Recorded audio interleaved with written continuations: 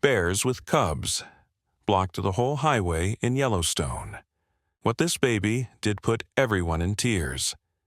Let us know where you're watching from. If you love my content, consider supporting it with a super thanks. Also, don't forget to like and subscribe. It'll help us to remain in touch with amazing people like you. The summer sun beat down on the winding highway cutting through the Yellowstone National Park. Olivia Mitchell adjusted her sunglasses and sighed, tapping her fingers on the steering wheel as the line of cars ahead of her slowed to a complete stop. Her husband, Nathan, looked up from his phone, brow furrowed. "Traffic jam in the middle of Yellowstone? That's unusual," he said, craning his neck to see beyond the row of vehicles stretching ahead of them.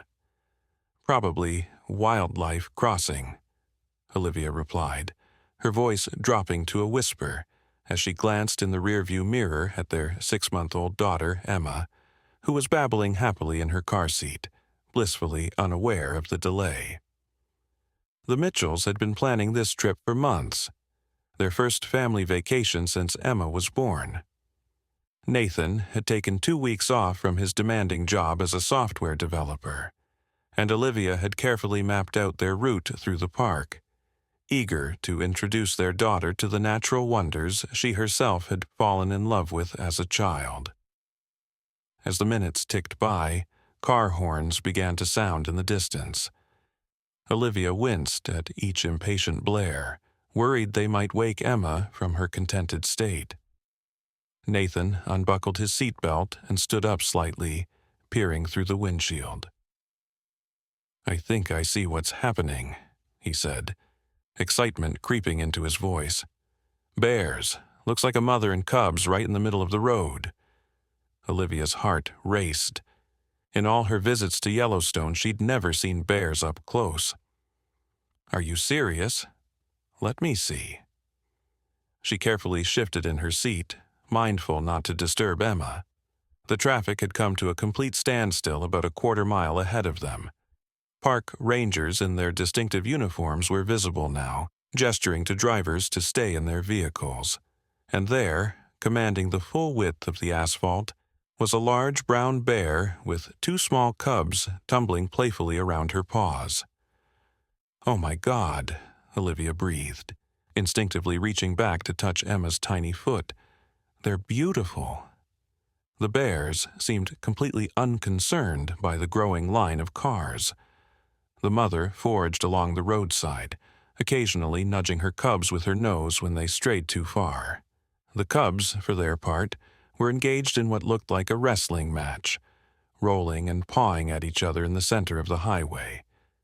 As the minutes stretched into nearly half an hour, the mood among the travelers began to shift. What had started as excitement at the rare wildlife sighting was giving way to frustration. More horns sounded, and Olivia could see people getting out of their vehicles, despite the rangers' warnings, cameras and phones raised to capture the moment. "Those idiots are going to get themselves killed," Nathan muttered, watching a man in a Hawaiian shirt edge closer to the bears for a better shot. Olivia nodded in agreement, her concern growing as she noticed the mother bear's posture change. The animal's head was raised now, her attention drawn to the encroaching humans. Her cubs, sensing their mother's shift in mood, stopped playing and huddled closer to her. "This isn't good," Olivia said quietly. "That mother bear is getting agitated." The rangers were more animated now, their voices carrying on the summer air as they urged people back into their vehicles. But the damage was done. The mother bear let out a warning growl that seemed to vibrate through the very ground beneath them. "Nathan, I'm getting worried," Olivia said, her hand still resting protectively on Emma's foot. "If that bear charges—" She didn't finish her sentence. One of the cubs, perhaps startled by the commotion or simply driven by curiosity, suddenly darted away from its mother and toward the line of cars. The crowd gasped collectively, and the rangers froze, clearly torn between protecting the humans and not provoking the increasingly distressed mother bear. The cub continued its approach, sniffing the air curiously. It was heading directly toward a red SUV about 5 cars ahead of the Mitchells. "What is that cub doing?" Nathan asked, his voice barely above a whisper. And then, cutting through the tense silence that had fallen over the scene, came a sound that made both Olivia and Nathan turn in surprise. Emma, who had been quiet in her car seat, suddenly erupted into a fit of giggles, her tiny hands clapping together as if she was watching the most entertaining show of her life. Her laughter, pure and innocent, carried through their partially open windows and across the hushed crowd. The wandering cub stopped in its tracks, its small head tilting curiously toward the sound. "Emma, shh," Olivia said instinctively, though there was no real urgency in her voice. She was too captivated by what was happening in front of them. The cub's ears perked up, and to everyone's amazement it changed course, now moving directly toward the Mitchells' car. Olivia's heart hammered in her chest, a mixture of fear and wonder flooding through her. "Nathan," she whispered, "what do we do?" But before Nathan could answer, Emma let out another peal of laughter, louder this time, accompanied by more enthusiastic clapping. The cub, now just 2 cars away, paused again, seemingly entranced by the sound. And then, something truly remarkable happened. The mother bear, who had been growling and pacing nervously as her cub wandered off, suddenly grew still. Her fierce posture softened, and she watched, almost curiously, as her cub responded to Emma's laughter. The second cub, not wanting to be left out, scampered after its sibling, and now both cubs were approaching the Mitchells' car, their movements playful rather than threatening. The entire highway had fallen into a stunned silence. Even the rangers stood motionless, their hands hovering over tranquilizer guns they hoped they wouldn't need to use. The only sounds came from Emma, whose innocent giggles continued to fill the air, and the soft patting of the cub's paws on the asphalt. "She's calming them," a woman's voice said from somewhere behind them, filled with awe. "That baby is actually calming the bears." Olivia and Nathan exchanged a look of disbelief. Could it be true? Was their daughter's joy somehow bridging the gap between human and wild animal?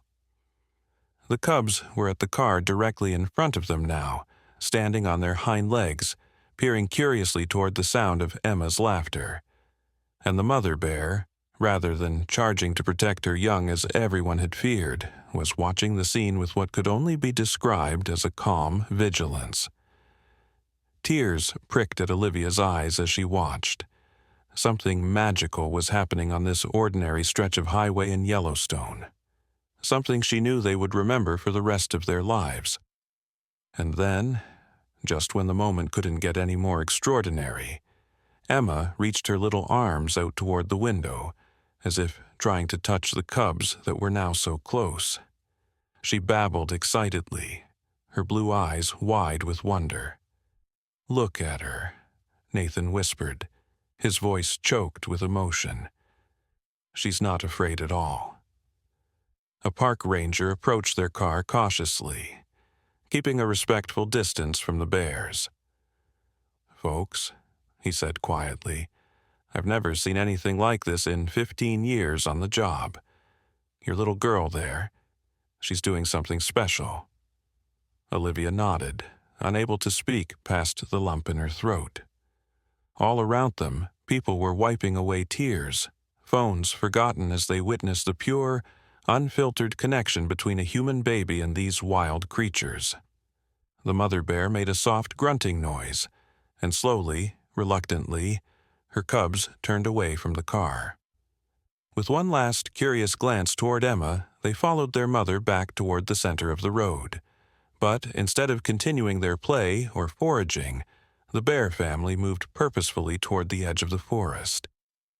"She's leading them away," the ranger said in amazement. "Your daughter's reaction somehow, it changed the whole dynamic."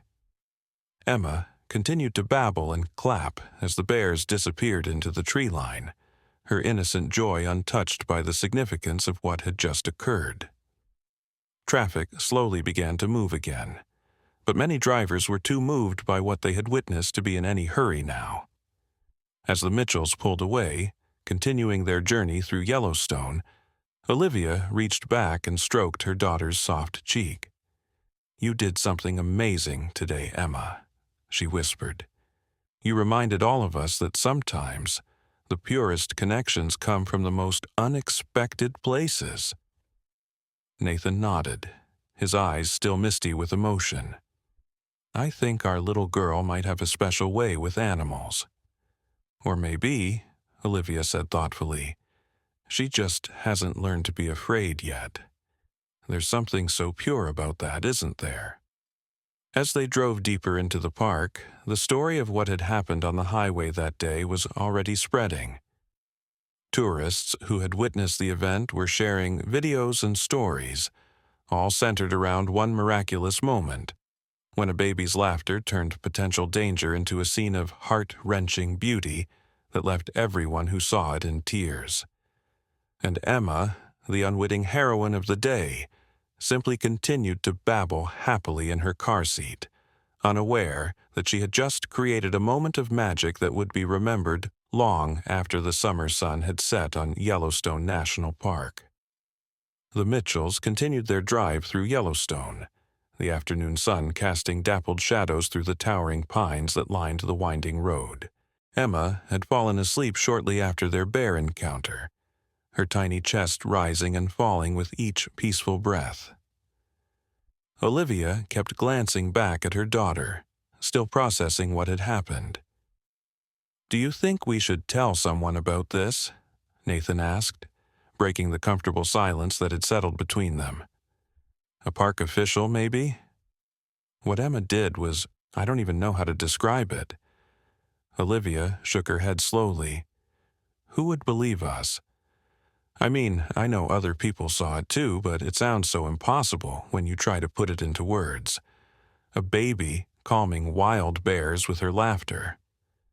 "I got some of it on my phone," Nathan said, patting his pocket. "Not all of it. I was too stunned to think about recording at first. But I captured the cubs approaching our car and Emma's reaction. The GPS directed them to take the next right turn toward Old Faithful, where they had planned to spend the afternoon before checking into their cabin near West Yellowstone. As they rounded the bend, they were surprised to see another traffic buildup ahead. "Not again," Nathan groaned. "What is it this time?" Olivia leaned forward, squinting through the windshield. "Looks like they're stopping cars, some kind of checkpoint." As they inched forward, they could see park rangers and what appeared to be local police officers speaking with each driver before waving them through. When they finally reached the front of the line, a ranger with deep smile lines etched around his eyes approached their window. "Afternoon, folks," he said, tipping his hat. "Sorry for the delay. We've got a bit of a situation, and we're just making sure everyone's aware." "What kind of situation?" Nathan asked, suddenly alert. The ranger glanced at his clipboard. "We've had reports of a young child gone missing from one of the campgrounds about 2 miles from here. 4-year-old boy wandered off while his parents were setting up their tent. Search parties are combing the area, but with nightfall coming in a few hours." He didn't need to finish the sentence. Olivia and Nathan exchanged worried glances, both thinking the same thing. A small child alone in the wilderness, with night approaching, and predators active. "His name is Tyler Bennett," the ranger continued, handing them a hastily printed flyer with a smiling boy's face on it. "Blonde hair, blue eyes, wearing a red t-shirt and denim overalls. If you see anything, use your emergency call button on the park app or find the nearest ranger station." "Of course," Olivia said, studying the photo. The boy's gap-toothed smile made her heart ache. "We'll keep an eye out."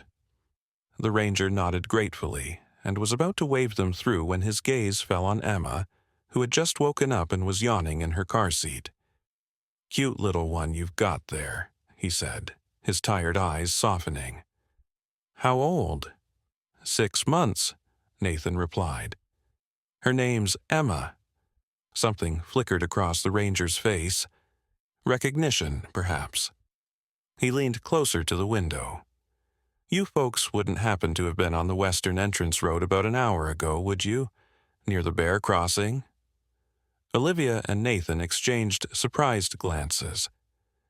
Yes, we were, Olivia admitted. How did you know? The ranger's weathered face broke into a smile. Word travels fast around here. I've got 3 different rangers calling in about a baby who somehow charmed a mother bear and her cubs. Made quite an impression on everyone who saw it. Nathan chuckled nervously. That would be our Emma. The ranger studied Emma with newfound interest. Is that right? Well, I've been working these woods for 22 years, and I've never heard anything like it. He paused, seeming to consider something. You know, animals have instincts we don't fully understand. They can sense things sometimes. He trailed off, then straightened up, his professional demeanor returning. You folks enjoy your visit, and keep an eye out for little Tyler, all right? As they pulled away from the checkpoint, Olivia couldn't shake the ranger's words from her mind. Animals can sense things sometimes. What had Emma sensed in those bears, and what had they sensed in her? Nathan, she said slowly, I know this sounds crazy, but what if Emma could help? Help with what? Nathan asked, glancing at her. With finding that missing boy. Nathan's hands tightened on the steering wheel. Olivia, she's a baby.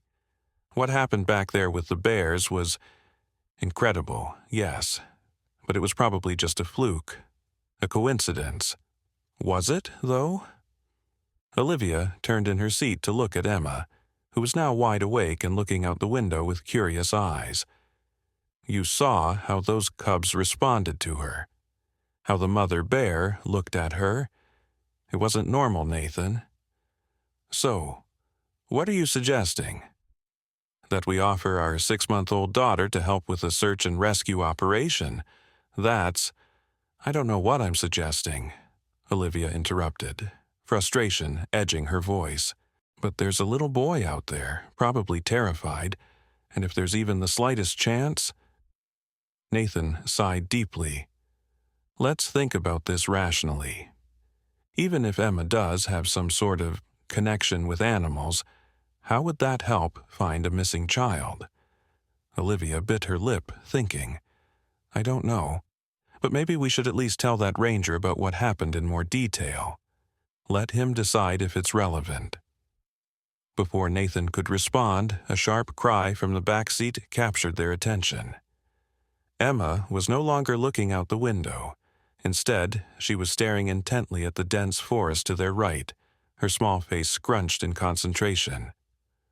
What's wrong, sweetie? Olivia asked, reaching back to touch her daughter's leg. Emma continued to stare at the woods, making insistent noises and pointing her chubby finger toward the tree line. It wasn't her usual fussing. There was a determination in her gestures that made both parents take notice. She really wants something out there, Nathan observed, slowing the car. Pull over, Olivia said suddenly. Just for a minute. Nathan hesitated, then guided the car onto the narrow shoulder. Once they were stopped, Olivia unbuckled her seatbelt and turned fully toward Emma, who was still fixated on the forest, her pointing becoming more urgent. Emma, what is it, baby? Olivia asked gently. What do you see? As if in response, Emma let out a series of excited babbles, bouncing in her car seat and continuing to point. Olivia felt a chill run down her spine. She'd never seen her daughter behave this way before. Nathan, she whispered, I think she's trying to tell us something. Nathan's skepticism was visibly weakening as he watched his daughter's unusual behavior.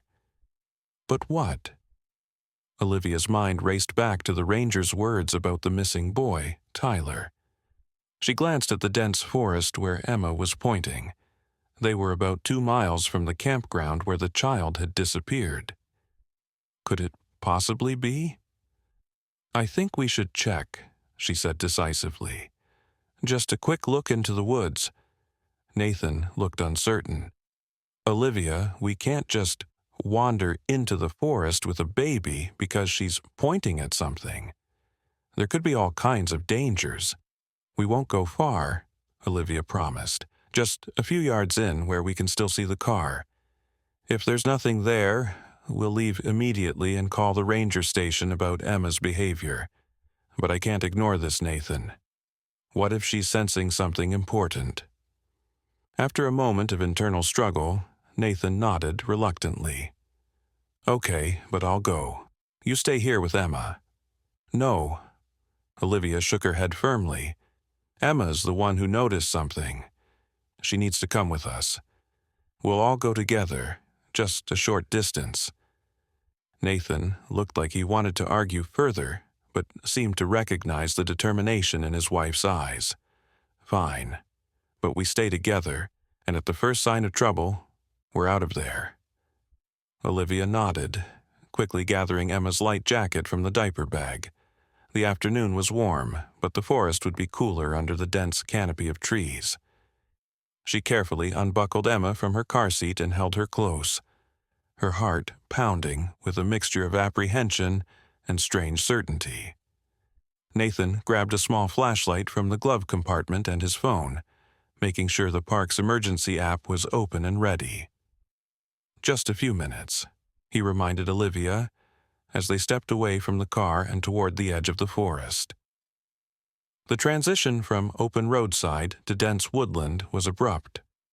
One moment they were in sunshine, the next in the hushed green world beneath towering pines and firs. The forest floor was soft with decades of fallen needles, muffling their footsteps as they cautiously moved forward. Emma, far from being frightened by the sudden change in environment, became even more animated. Her little body twisted in Olivia's arms, still determinedly pointing deeper into the woods. "This is crazy," Nathan muttered, but he led the way, pushing aside low-hanging branches and constantly scanning their surroundings. They had gone perhaps 50 yards when Emma let out a particularly loud squeal, her whole body practically lunging in the direction she wanted to go. Olivia adjusted her grip, struggling to hold on to her suddenly squirming daughter. "Emma, honey, be still," she pleaded. But Emma was insistent now, making frustrated noises when her parents didn't move quickly enough in the direction she was indicating. "There's some kind of clearing ahead," Nathan said, pointing to where the trees thinned slightly. "Maybe she's seeing light through the branches or something." They moved forward more quickly now, Emma's excitement mounting with each step. As they approached the small clearing, Olivia's nose caught a whiff of something musky and wild. She froze. "Nathan," she whispered, "I smell something, like an animal." Nathan tensed, instinctively moving in front of his wife and daughter. "We should go back," he said quietly. This was a mistake. But Emma was practically beside herself now, babbling and pointing with such conviction that Olivia couldn't bring herself to turn away. "Just a little further," she urged, "just to see what's in that clearing." Reluctantly, Nathan moved forward again. As they reached the edge of the small open space, both parents gasped at what they saw.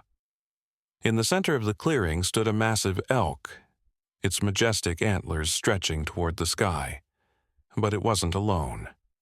Huddled against its flank, tiny and vulnerable, was a small human figure in denim overalls and a red t-shirt, Tyler Bennett. The boy appeared to be sleeping or unconscious, curled up against the elk's warm body. The animal stood perfectly still, its large liquid eyes regarding the Mitchell family with what seemed like expectation rather than alarm. "Oh my God," Olivia breathed. "It's him. It's Tyler."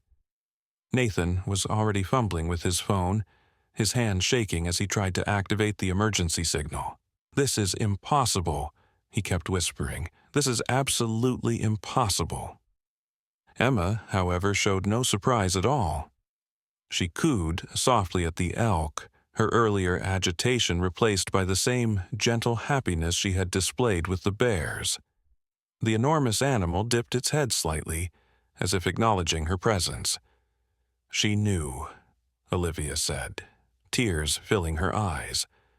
Somehow, Emma knew he was here. And that elk, it's been protecting him. As if confirming her words, the elk took a step back from the boy, its mission seemingly complete now that human help had arrived. Tyler stirred slightly but didn't wake.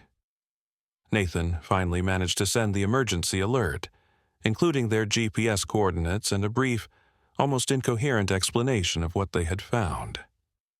"They'll never believe this," he said, his voice filled with awe. "No one will ever believe what happened here." Olivia couldn't take her eyes off the scene before them. The wild animal standing guard over a lost human child, all discovered because her infant daughter had somehow sensed it. "I'm not sure I believe it myself," she whispered. Emma babbled happily in her arms, reaching one tiny hand toward the elk. The animal took another step back, then another, its eyes never leaving Emma's face. Then, with a grace that belied its enormous size, it turned and melted into the forest, disappearing among the trees as silently as a ghost. Nathan approached Tyler cautiously, kneeling beside the boy and gently checking for injuries. "He's breathing normally," he reported, "just sleeping. He must be exhausted." "Is he hurt?" Olivia asked, staying where she was with Emma. Nathan carefully examined the child.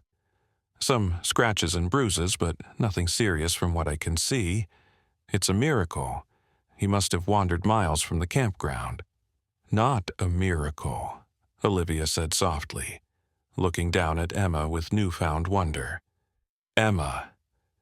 Their daughter, seemingly satisfied with her accomplishment, had settled contentedly in her mother's arms, her eyelids growing heavy as the excitement of the discovery faded. The sound of breaking branches and urgent voices announced the arrival of the search party. Within moments, park rangers and emergency medical technicians burst into the clearing, their expressions shifting from determination to disbelief as they took in the scene. "We found him just like this," Nathan explained as the EMTs rushed to Tyler's side. "My daughter, she seemed to know he was here." The ranger who had stopped them at the checkpoint pushed through the crowd, his eyes widening as he recognized the Mitchells. "You folks? But how did you—" "It's a long story," Olivia said, shifting Emma in her arms as her daughter finally succumbed to sleep, worn out by the day's extraordinary events. "One, I'm not sure you'll believe." The ranger looked from the sleeping baby to the rescued boy, who was now being carefully lifted onto a stretcher, still only half conscious. "After what I heard about your daughter and those bears," he said slowly, "I think I might believe just about anything." As the rescue team prepared to transport Tyler back to his frantic parents, one of the EMTs approached the Mitchells. "The boy's been mumbling something," she told them. "It's hard to make out, but it sounds like he's saying an elk found him when he was lost and stayed with him. Kept him warm during the night." Nathan and Olivia exchanged looks, but said nothing. Some things were too extraordinary, too sacred almost, to be explained to others who hadn't witnessed them firsthand.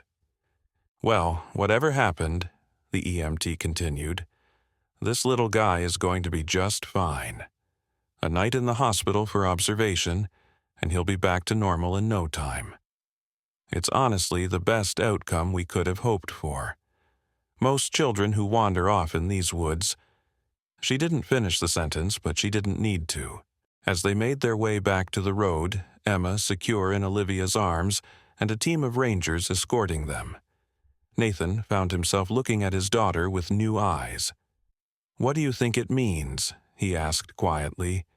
"This connection she has?"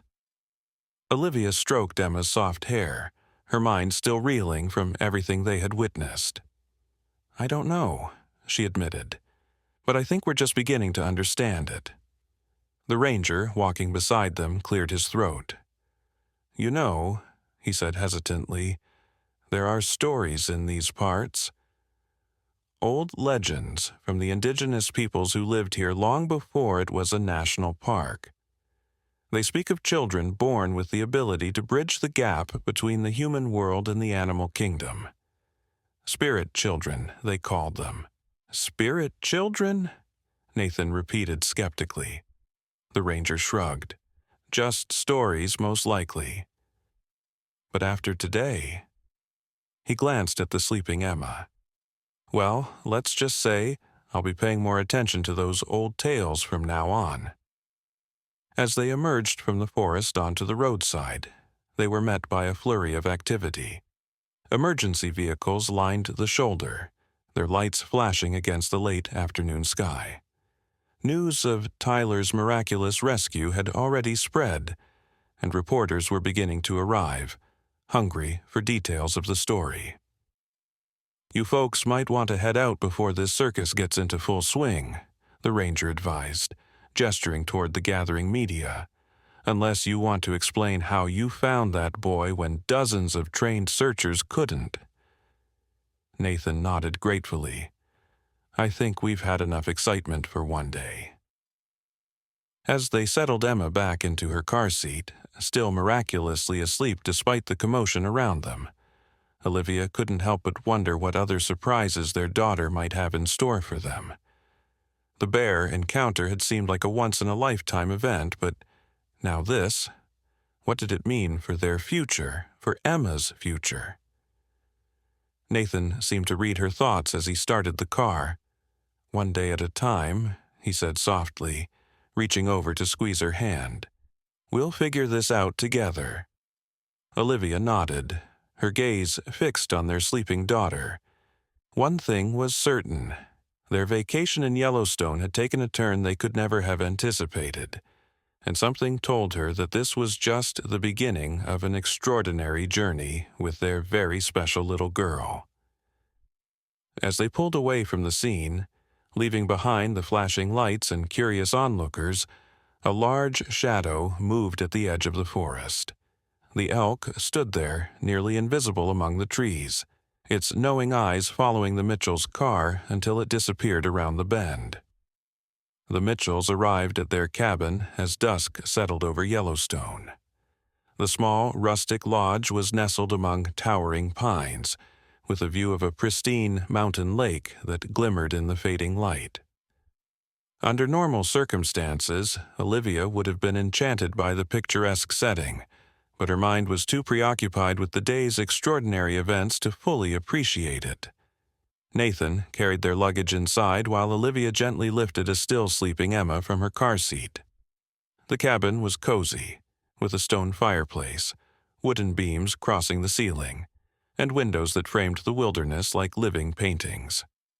"I'll get a fire started," Nathan said, setting down their bags in the bedroom. "It gets cold up here at night." Olivia nodded absently, laying Emma on the sofa and surrounding her with cushions to prevent her from rolling off. She watched her daughter's peaceful face, trying to reconcile the ordinary, innocent baby before her with the child who had somehow communicated with wild animals and led them to a lost boy. "What are you, Emma?" she whispered, stroking her daughter's soft cheek. "What gift do you have?" Nathan returned with an armful of firewood from the porch stack and knelt by the fireplace. "I keep playing it all back in my mind," he said, arranging the logs in the grate. "The bears, the elk, finding Tyler. None of it makes sense, Liv." "I know." Olivia sank into an armchair, suddenly exhausted. The ranger mentioned something about spirit children from indigenous legends. Maybe we should look into that. Nathan struck a match and touched it to the kindling beneath the logs. "I've already started searching," he admitted, pulling out his phone. "There's surprisingly little concrete information online. Most of what I can find is vague references to children with special connections to the natural world in various indigenous mythologies. Nothing specific to this region or to what we experience today." The fire caught, sending a warm glow across the cabin's interior. Outside, the last traces of daylight were fading, and the forest was coming alive with night sounds. The distant hoot of an owl, the rustling of nocturnal creatures in the underbrush. "Maybe we should try to contact someone local who would know more," Olivia suggested. "A tribal elder or a cultural historian." Nathan nodded thoughtfully, poking at the growing flames. "That's not a bad idea. The ranger might be able to put us in touch with someone." A soft knock at the door made them both jump. They exchanged puzzled glances. Their cabin was relatively isolated, with the nearest neighbors a good 100 yards away through the trees. "Who could that be?" Olivia whispered, instinctively moving closer to Emma. Nathan rose cautiously and approached the door. "Hello?" he called. "Park Service," came a female voice from outside. "Sorry to disturb you so late."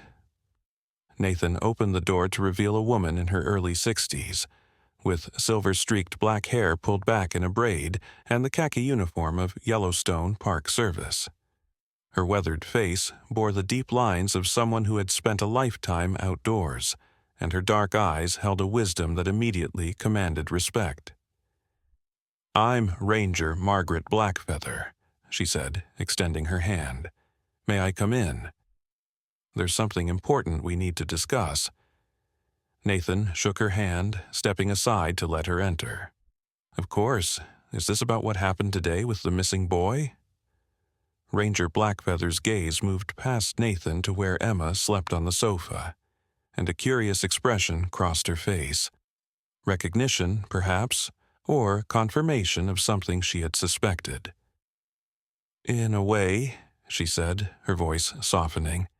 "Word travels fast in the park, especially when it involves something as unusual as what you experienced. May I?" She gestured toward a chair.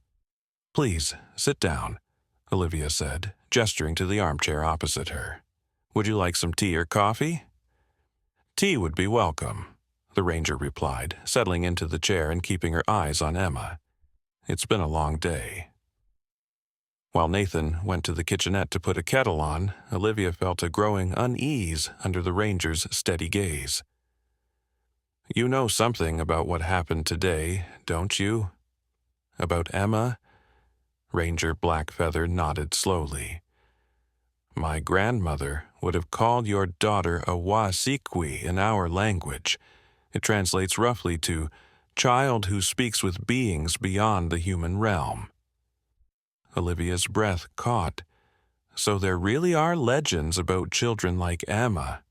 "Not just legends," the ranger replied, her voice taking on a rhythmic quality, as if she were reciting something learned long ago. "Throughout the history of my people, the Crow, and many other tribes of this region, there have been children born with the gift your daughter possesses. They are rare, perhaps one or two in a generation, and they are considered highly honored." Nathan returned with mugs of tea, handing one to the ranger before joining Olivia on the sofa, careful not to disturb Emma. "What exactly is this gift?" he asked, his scientific mind clearly struggling with the concept. Ranger Blackfeather sipped her tea thoughtfully before answering. "The simplest explanation is that these children can communicate with animals in ways beyond ordinary human understanding. Not through language as we know it, but through something deeper. Emotions, intentions, a form of consciousness that transcends species barriers." "But how is that possible?" Nathan pressed. "Emma's only 6 months old. She can't even talk to us yet." The ranger smiled gently. "That may be precisely why she can do what she does. Your daughter hasn't yet learned the limitations that we adults place on communication. Her mind is open, unfiltered by years of being told what is and isn't possible. Olivia found herself nodding, remembering Emma's unafraid delight at the sight of the bears, her insistent pointing toward the forest where Tyler had been found. But the animals responded to her. The bears, the elk, they seemed to understand her somehow. Animals recognize the gift, Ranger Blackfeather confirmed. They sense that these children can perceive them more fully than other humans, and they respond accordingly. It creates a bridge between worlds that most of us can't cross. A soft mumble from Emma drew everyone's attention. The baby was stirring, her tiny fingers flexing as she began to wake. Olivia leaned over to pick her up, cradling her against her chest as Emma blinked sleepily. Ranger Blackfeather watched with a mixture of reverence and curiosity. "May I?" she asked, holding out her arms. After a moment's hesitation, Olivia nodded and carefully transferred Emma to the ranger's waiting arms. The woman held the baby with practiced ease, studying her face with intense interest. "Hello, little Awasikwe," she murmured, her voice gentle. "You've had quite an adventurous day, haven't you?" Emma gazed up at the ranger with unusual focus for a baby her age. Then, to Olivia and Nathan's amazement, she reached up and placed her tiny palm against the woman's cheek, in a gesture that seemed too deliberate, too knowing for an infant. Ranger Blackfeather closed her eyes briefly at the touch, a small smile playing across her lips. "Yes," she whispered, "she has the gift, without question." "What does this mean for her?" Olivia asked, a knot of anxiety forming in her stomach. "For her future?"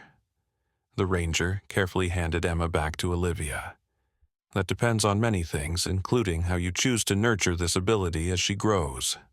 Some children with the gift eventually lose it as they age and become more immersed in the human world. Others retain it throughout their lives, often becoming healers, naturalists, or bridges between their communities and the natural world." "And is it safe?" Nathan asked, the concern evident in his voice.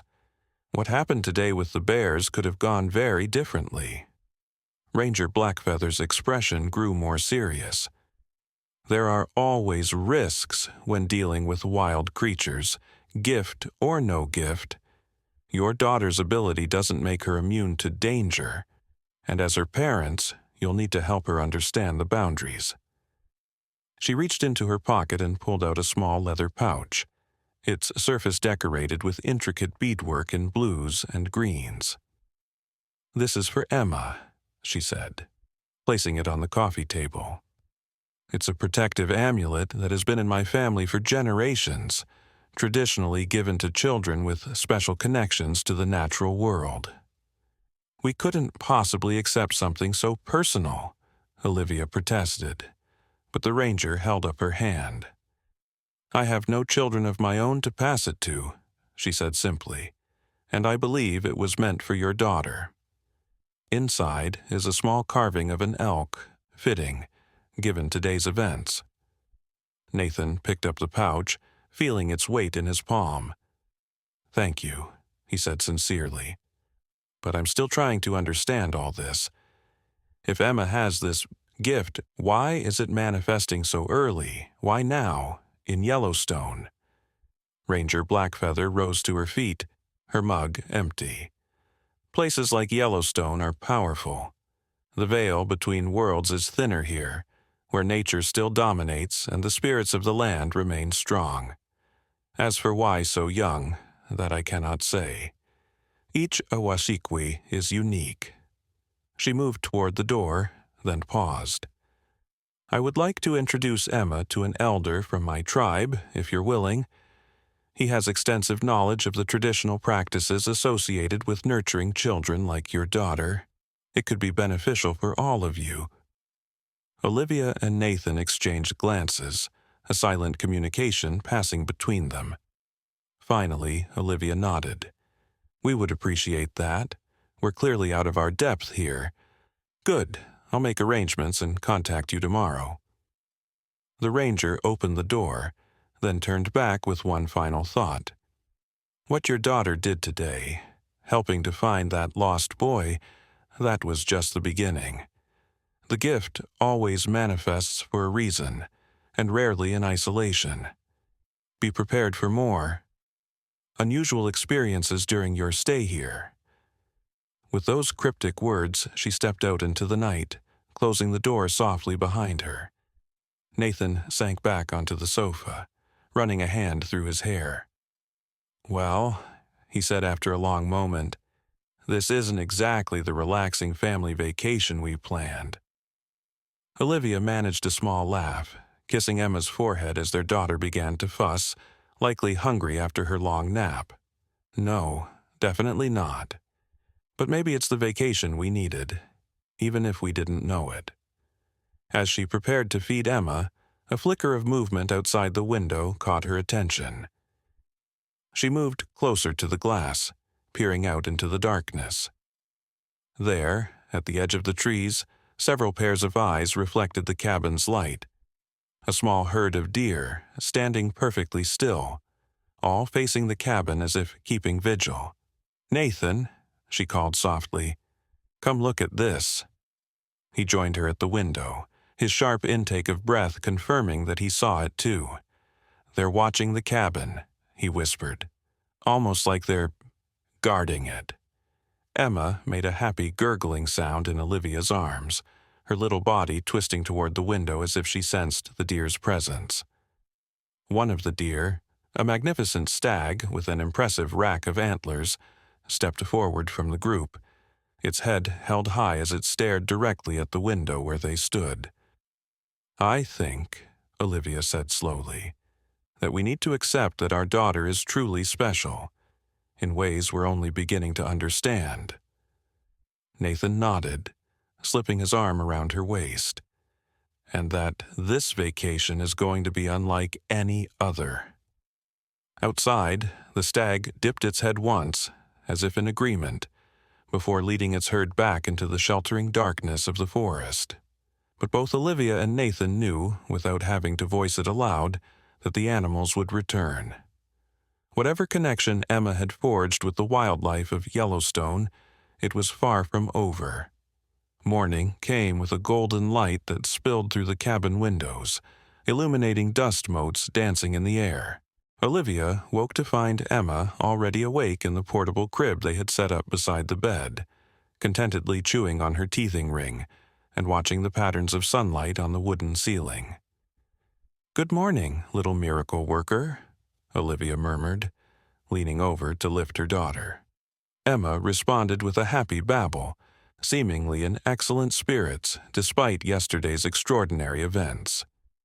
The smell of coffee and something sweet drew Olivia toward the kitchen, where she found Nathan at the small stove, flipping pancakes. "You're up early," she observed, shifting Emma to her hip. Nathan turned, spatula in hand, and Olivia was struck by the dark circles under his eyes. "Couldn't sleep much," he admitted.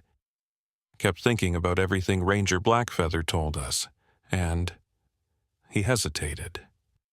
"I kept checking outside. Those deer stayed at the edge of the clearing all night. I could see their eyes reflecting whenever I looked out." Olivia felt a shiver run down her spine. "They're still watching over us?" "Over Emma, I think." Nathan slid a pancake onto a plate and handed it to her. "I did some more research after you went to bed. Found a few academic papers on indigenous beliefs about children with special connections to animals. It's fascinating stuff, Liv. According to several traditions, these children are considered under the protection of the animal spirits." Olivia settled Emma into the high chair they had brought along and sat down with her plate. That would explain the deer standing guard, and maybe even the elk staying with Tyler until help arrived. Nathan poured himself more coffee, leaning against the counter. "There's something else." According to one account I read, the appearance of an away-sequay, that's what Ranger Blackfeather called Emma, sometimes coincides with periods of imbalance or danger in the natural world, like they're born when they're needed most. Olivia paused, her fork halfway to her mouth. Needed? For what? That's less clear. The paper mentioned healing rituals, resolving conflicts between humans and animal populations, finding lost people. He shrugged. It varied from one account to another. Emma banged happily on her high-chair tray, breaking the moment of tension. Olivia smiled despite her concerns, offering her daughter a small piece of pancake to gum. Well, whatever the reason, she seems perfectly content to be our little mystery baby. Nathan's phone buzzed on the counter. He checked it, eyebrows rising. It's a text from Ranger Blackfeather. She wants to know if we can meet her and the elder she mentioned at the visitor center near Old Faithful at 11. Olivia glanced at the clock, just past 8. That gives us enough time to get ready and have a slow drive there. Should we go? Nathan asked, his expression uncertain. This is all moving pretty fast. Olivia considered the question, watching Emma happily making a mess of her pancake.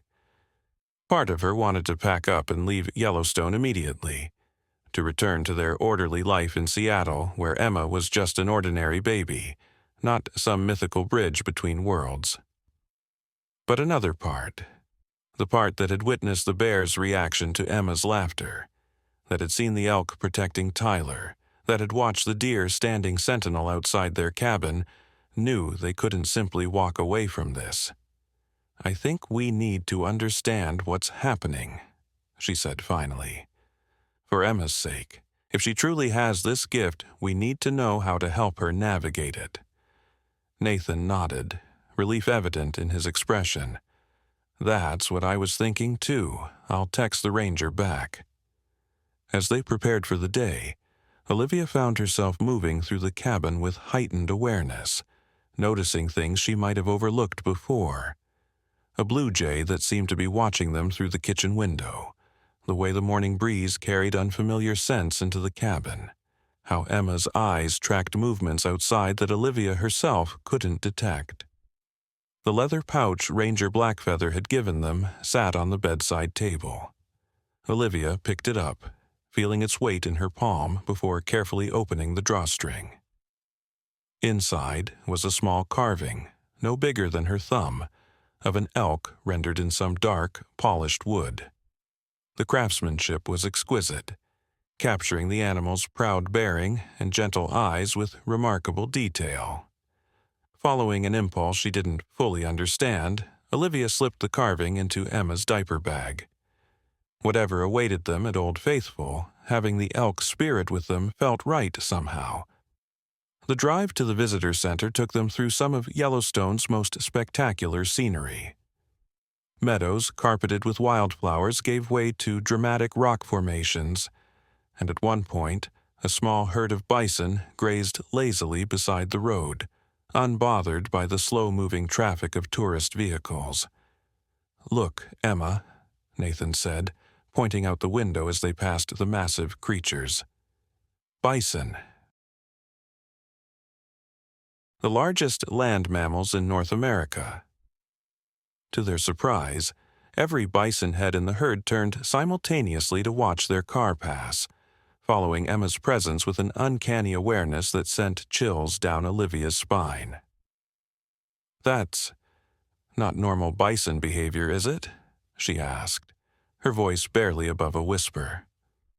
Nathan shook his head, his hands tightening on the steering wheel. "Definitely not. They usually barely notice passing cars unless someone does something stupid to provoke them." Emma cooed from her car seat, seemingly delighted by the bison's attention.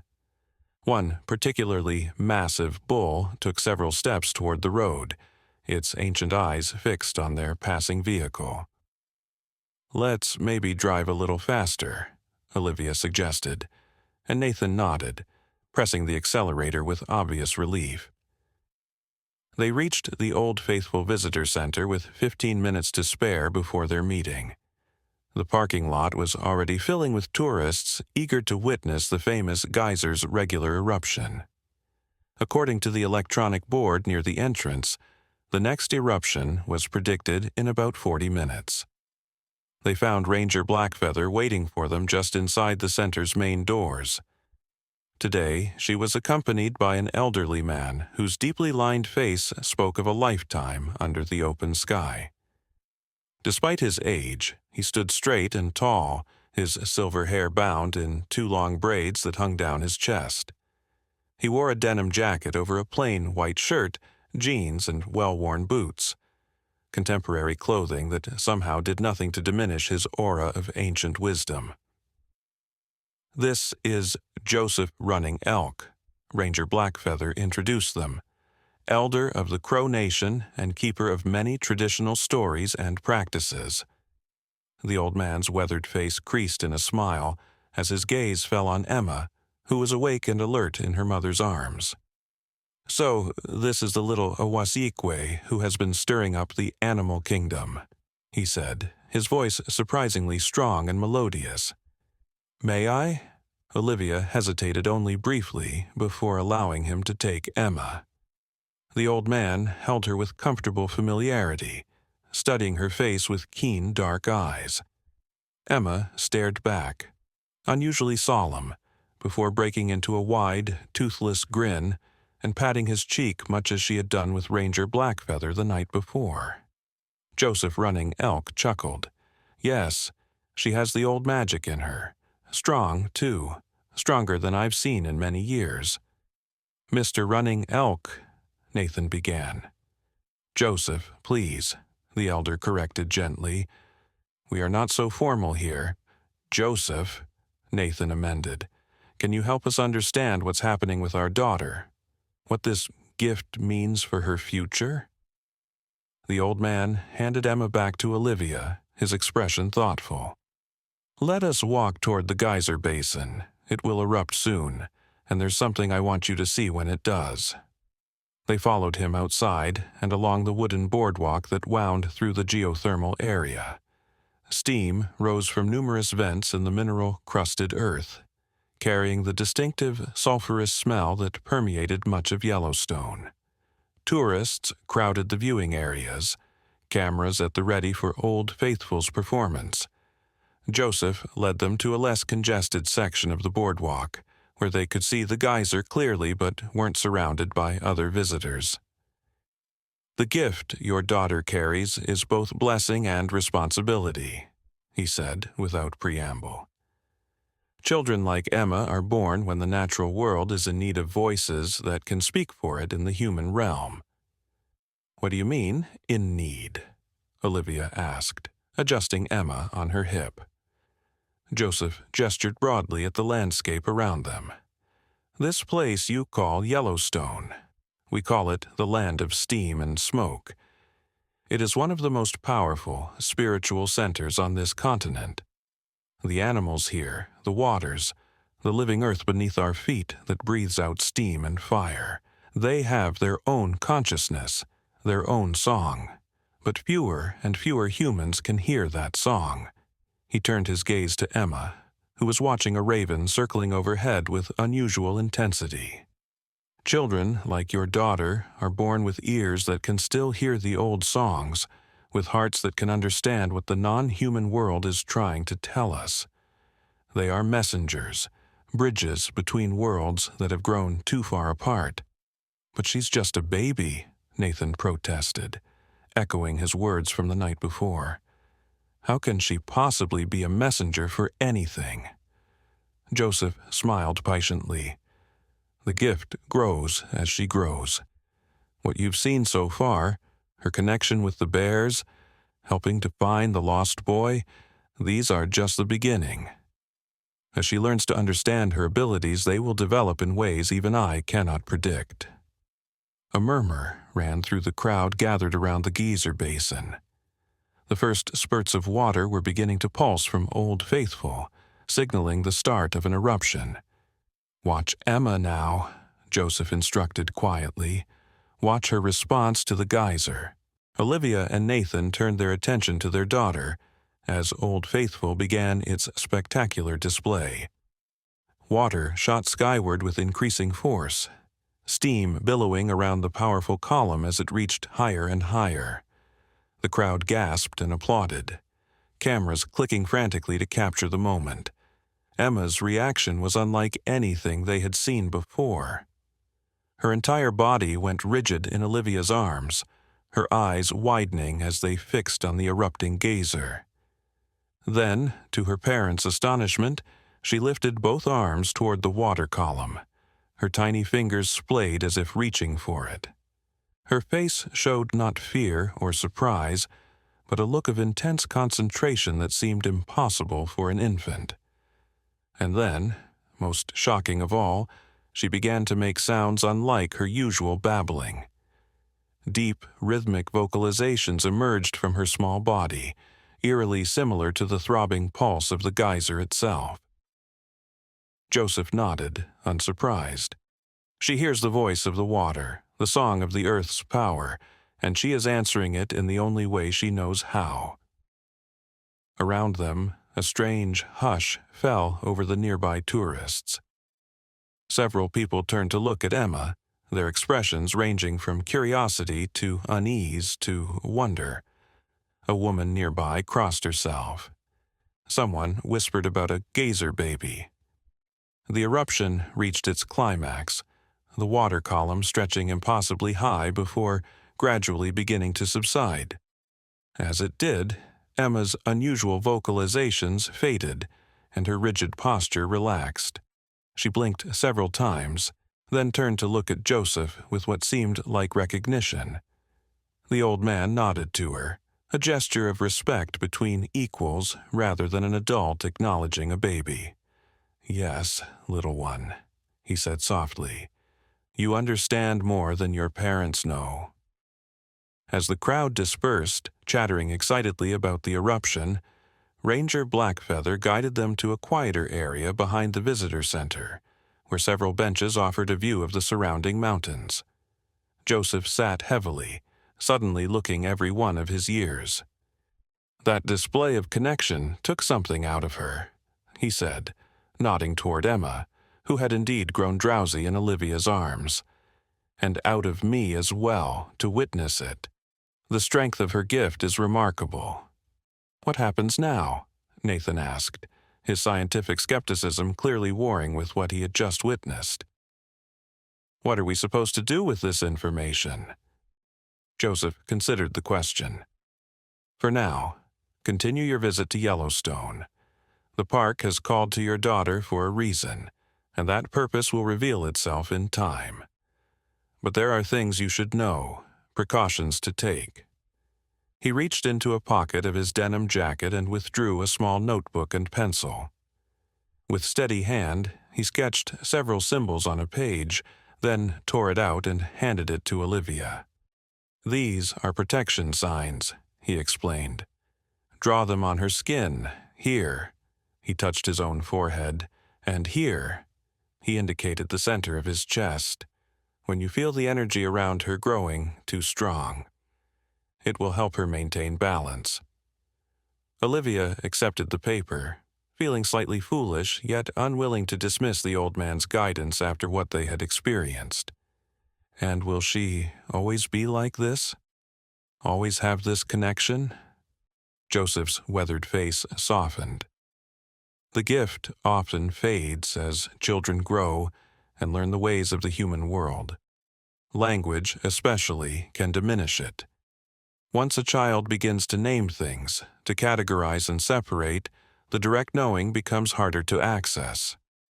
But some children retain aspects of the gift into adulthood, particularly if it is honored rather than feared or dismissed."